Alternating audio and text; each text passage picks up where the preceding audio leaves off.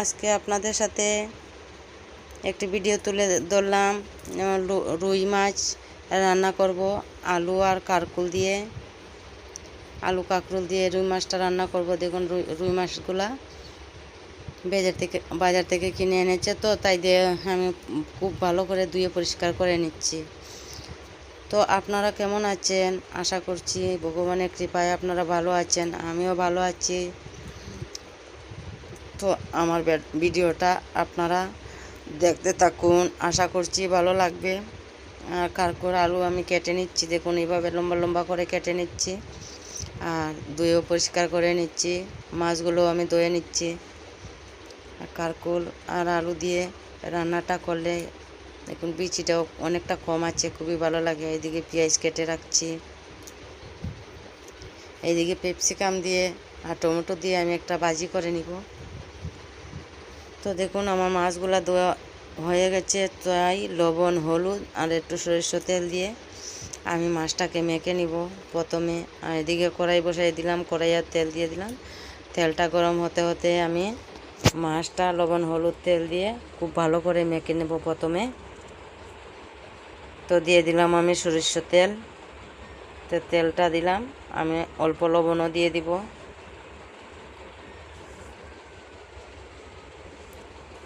তো দিয়ে দিলাম হলুদ, 1 চামচের মতো হলুদ আমি দিয়ে দিলাম। হলুদটা তো আর বেশি দিতে লাগে না, যতটুকু প্রয়োজন অতটুকুই দিতে হবে। তো লবণটাও আমি দিয়ে দিলাম, দিয়ে খুব ভালো করে আমি মাছটাকে মেখে নিচ্ছি।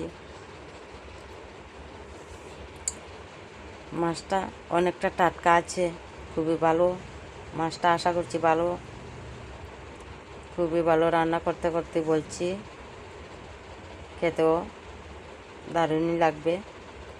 সবসময় মাছ ভালো পাওয়া যায় না বাজার থেকে কিনে আনলে। তো মাছের ডিম হলে তো আমার একদম ভালো লাগে না, তো মাছটার মধ্যে ডিম নাই তাই বলছি খুবই ভালো লাগবে মাছটা, খেতেও টেস্টি হবে। তো কড়াইয়ে আমার তেল গরম হয়ে গেছে, তো আমি মাছগুলা দিয়ে দিচ্ছি, আমি ভেজে নিব মাছটা। আমি তরকারির জন্য তরকারিটা একদম পাতলা করে করব। পাতলা রুই মাছের রেসিপি খুবই ভালো লাগে।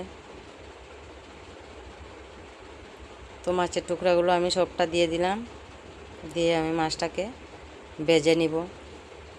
ভিডিওটা আপনারা দেখতে থাকুন, আশা করছি ভালো লাগবে আপনাদের।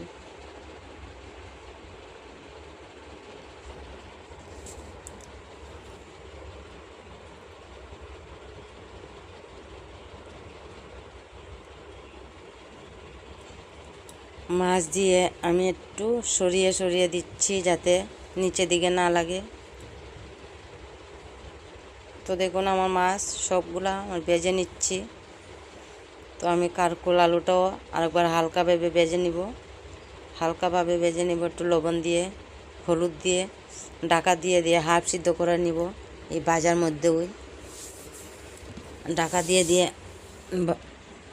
সবজিটা ভেজে নিলে হাফ সিদ্ধ হয়ে যায়।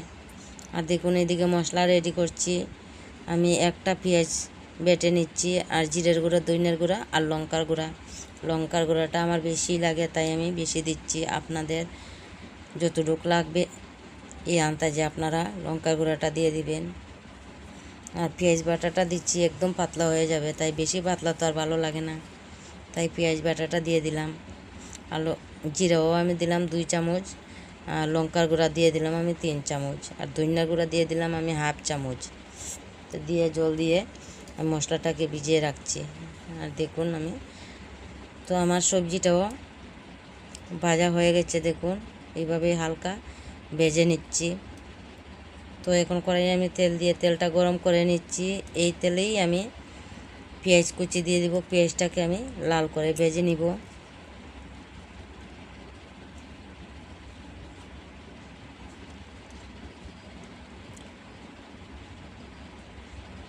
তো পেঁয়াজ কুচিগুলো সবটা দিয়ে দিলাম, একটু নেড়ে চেড়ে ভেজে নিব।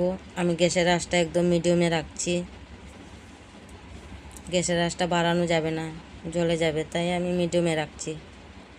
আর রান্নাটা করতে গেলে মিডিয়ামে দিয়ে রান্নাটা করলে সাতলানির সময় খুবই ভালো হয় সাতলানিটা। আর এদিকে আমি ক্যাপসিকাম আর টমেটো দিয়ে কালো জিরে দিয়ে কালো জিরে সম্বাস দিয়ে আমি রান্নাটা করছি। এইভাবে ক্যাপসিকাম রান্নাটা করলে খুবই টেস্টি হয়। শুধু কালো জিরে দিয়ে সম্বাসটা দিলাম, আর হলুদ দিব, আর কোনো কিছু দিব না। একদম সিম্পল রান্নাটা করলাম।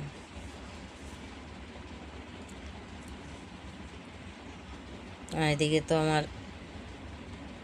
রুই মাছের তরকারির জন্য পেঁয়াজটা ভেজে নিচ্ছি লাল লাল করে।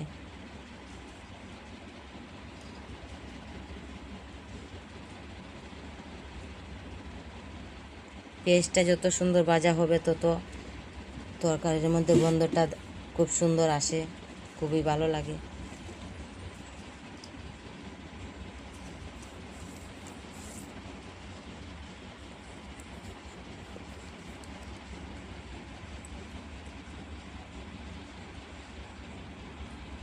তো দেখুন আমার পেঁয়াজটা প্রায় হয়েই গেছে,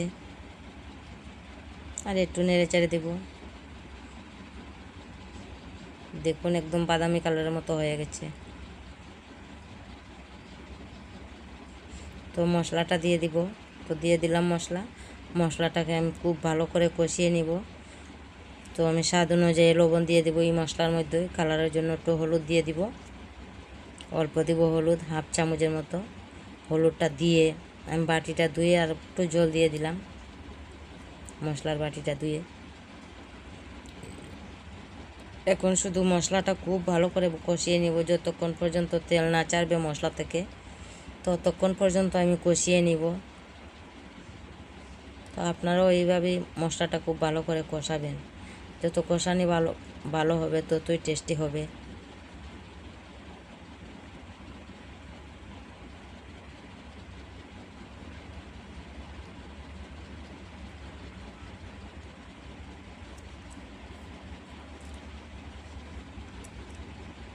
আমার এই কড়াইয়ে নাড়াচাড়া করতে লাগে।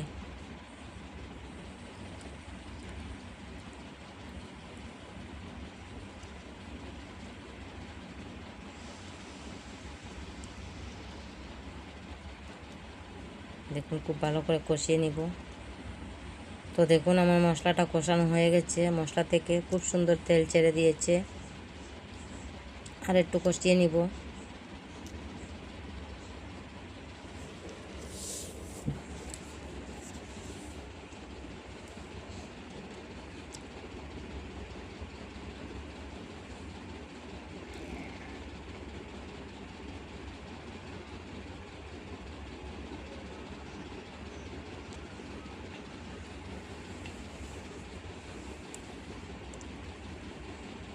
দেখুন খুব সুন্দর কষানো হয়ে গেছে, মশলাটা একদম ছেড়ে দিয়েছে, মশলা থেকে তেলটা ছেড়ে দিয়েছে।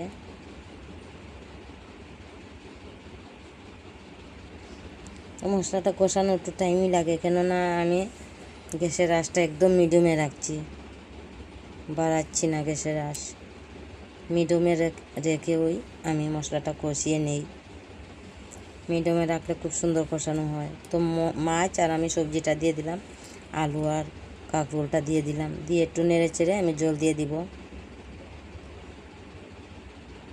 আমার যতটুকু জল লাগবে ততটুকুই আমি দিয়ে দিব।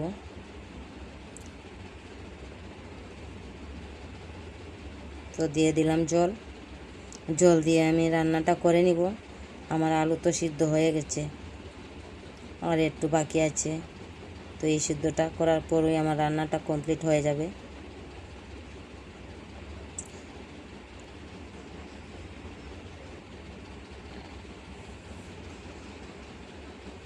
দেখুন আমি রান্নাটা করে নিলাম, একদম পাতলা রুই মাছের তরকারি। তো ভিডিওটা আপনাদের কেমন লাগছে অবশ্যই কমেন্টে জানাবেন। যদি ভালো লাগে লাইক কমেন্ট করে পাশে থাকবেন, আর যারা সাবস্ক্রাইব করেননি সাবস্ক্রাইব করে পাশে থাকবেন। কেমন হয়েছে ভিডিওটা অবশ্যই জানাবেন। আর আপনারা ভালো থাকবেন, যে যেখানে আছেন ভালো থাকবেন, সুস্থ থাকবেন, এই শুভকামনা রইল আমার তরফ থেকে। আপনারা ভালো থাকুন, সুস্থ থাকুন। আজকের ভিডিও আমার লং ভিডিও, এই পর্যন্তই, শুভকামনা রইল। বাই বাই বন্ধুরা, দেখা হবে নেক্সট ভিডিওতে।